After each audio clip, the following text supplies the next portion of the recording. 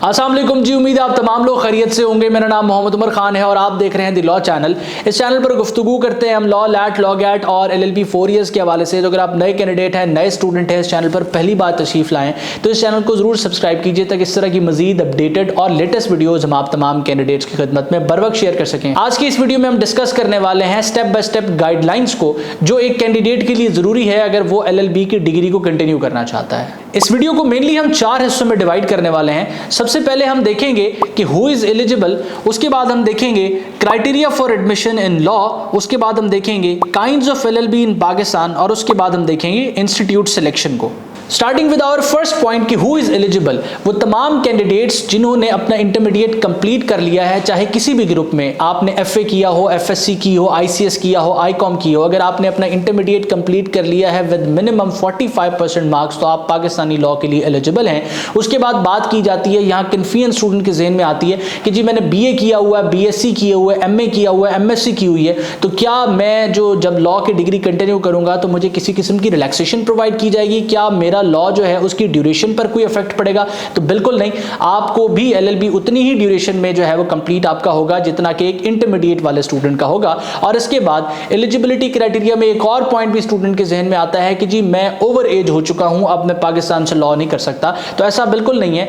पाकिस्तान में legal education को legal education rules 2015 deal करते हैं और इन रूल्स में किसी किस्म की एज लिमिट इंपोज नहीं की गई, यानी कि उम्र की हद इस पे नहीं लगाई गई कि एक मखसूस उम्र से ज्यादा का जो इंसान है वो लॉ नहीं कर सकता। हाँ, लिमिटेशन जरूर है, वो यूनिवर्सिटी इंपोज करती है। यूनिवर्सिटी क्योंकि खुद मुख्तार इदारा है, वो चाहे तो वो एक रूल बना दे कि 30 साल से ज्यादा उम्र के जो भी लोग हैं वो यूनिवर्सिटी के अंदर रेगुलर क्लासेस नहीं ले सकते। हाँ, अलबत्ता वो इल्हाक शुदा लॉ कॉलेजेस में पढ़ना चाहें तो वो पढ़ सकते हैं। तो ये हमारा पॉइंट है कि एलिजिबल कौन है। अब बात करते हैं kinds of LLB in Pakistan के हवाले से। काफी ज्यादा कैंडिडेट्स पूछते हैं कि पाकिस्तान में कितनी तरह का लॉ होता है। आप इसको 2 कैटेगरीज में डिवाइड कर सकते हैं, एक लोकल लॉ और दूसरा एक्सटर्नल लॉ।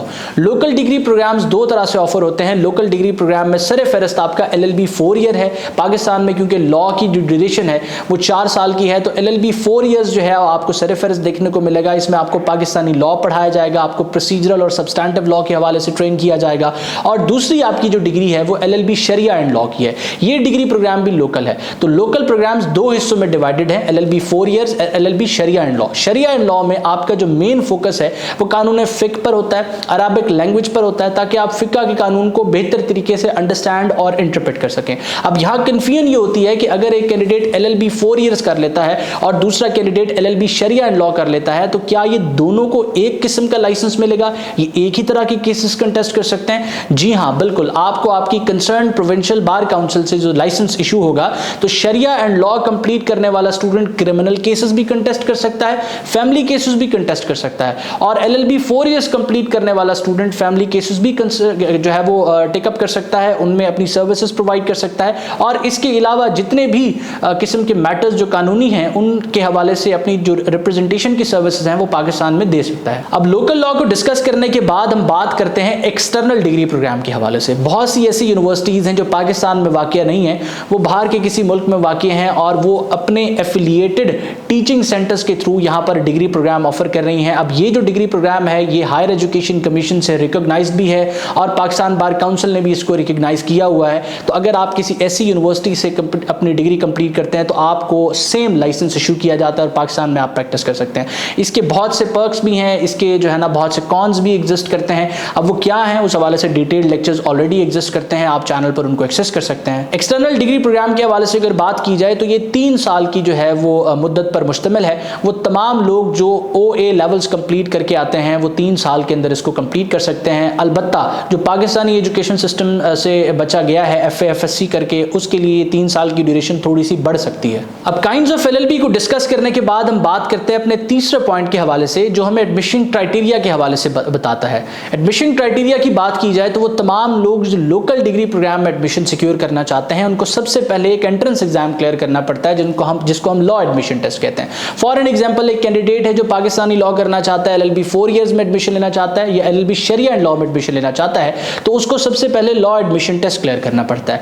ये एक एंट्रेंस एग्जाम है जो 100 नंबरों पर मुश्तमिल होता है, जिसमें 75 मार्क्स MCQs के होते हैं, यानी कि 75 नंबरों के आपसे MCQs पूछे जाते हैं और 25 नंबरों का आपसे रिटन सेक्शन पूछा जाता है। डिटेल सिलेबस इस वक्त आप अपनी स्क्रीन पर इसको देख भी रहे हैं। ये साल में 4 से 5 दफा कंडक्ट किया जाता है और हायर एजुकेशन कमीशन की तरफ से कंडक्ट किया जाता है। पूरे पाकिस्तान का सेम टेस्ट होता है और सेम डेट पे कंडक्ट किया जाता है और आप किसी भी शहर से हैं, इसको क्लियर करने के बाद पूरे पाकिस्तान में किसी भी यूनिवर्सिटी में, चाहे वो पब्लिक सेक्टर हो या प्राइवेट सेक्टर हो, अप्लाई कर सकते हैं।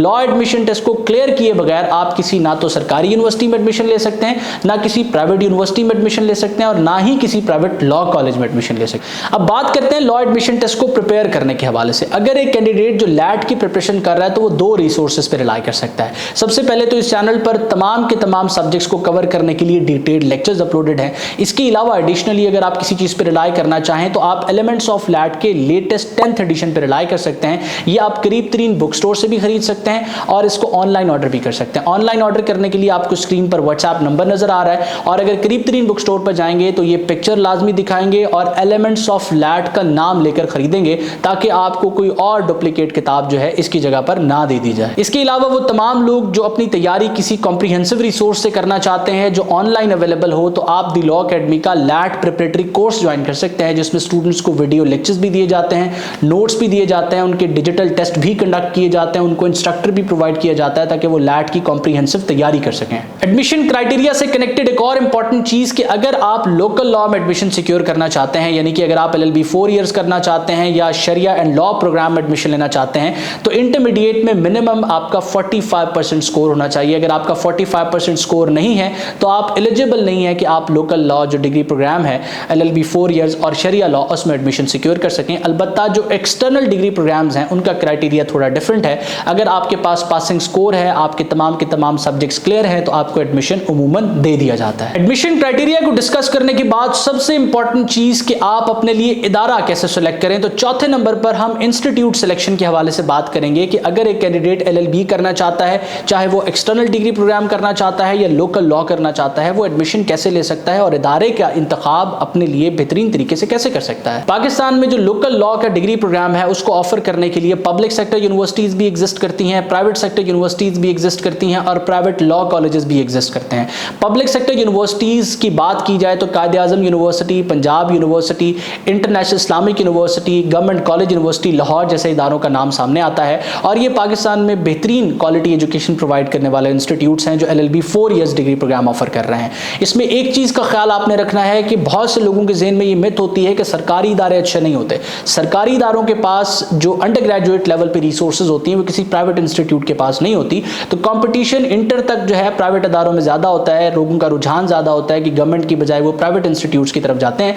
लेकिन जब अंडर ग्रेजुएट लेवल पर लोग अपनी डिग्री स्टार्ट करते हैं तो मोस्टली लोग प्रेफर करते हैं कि वो गवर्नमेंट इंस्टीट्यूट्स में जाएं और गवर्नमेंट यूनिवर्सिटीज़ का मेरिट काफ़ी ज़्यादा होता है। लॉ का भी जो है वो सेम सिनेरियो है कि अगर आपके इंटरमीडिएट में मिनिमम 80 to 85% स्कोर है तभी आप किसी अच्छी पब्लिक सेक्टर यूनिवर्सिटी में यानी कि अच्छी गवर्नमेंट यूनिवर्सिटी में एडमिशन सिक्योर कर सकते हैं। जो इसके बाद दूसरी यूनिवर्सिटीज़ आती हैं वो भी पब्लिक सेक्टर यूनिवर्सिटीज़ हैं लेकिन उनका मेरिट थोड़ा कम होता है, डिपेंड कर रहा है कि वो किस इलाके में है, वहाँ नंबर ऑफ एप्लीकेंट्स कितने हैं और उन एप्लीकेंट्स का स्कोर कितना है। उसके बाद दूसरे नंबर पर पब्लिक सेक्टर यूनिवर्सिटीज़ के बाद हम रिकमेंड करते हैं स्टूडेंट्स को कि अगर आपका सरकारी यूनिवर्सिटी में एडमिशन नहीं हुआ तो बजाय इसके कि आप प्राइवेट लॉ कॉलेज में चले जाएं, आप सबसे पहले कंसीडर करें और कंसल्ट करें प्राइवेट यूनिवर्सिटीज़ को। अगर आपके करीब तरीन इलाके में या जहां आप तालीम हासिल करने के लिए जाना चाह रहे थे वहां पर कोई अच्छी प्राइवेट यूनिवर्सिटी मौजूद है तो आप प्राइवेट यूनिवर्सिटी की तरफ जाएं, क्योंकि उमूमन यूनिवर्सिटीज़ के पास रिसोर्सेज ज़्यादा होते हैं, इंफ्रास्ट्रक्चर अच्छा होता है, आपको जो वहां पर क्वालिटी ऑफ एजुकेशन प्रोवाइड की जाती है वो निस्बतन बेहतर होती है।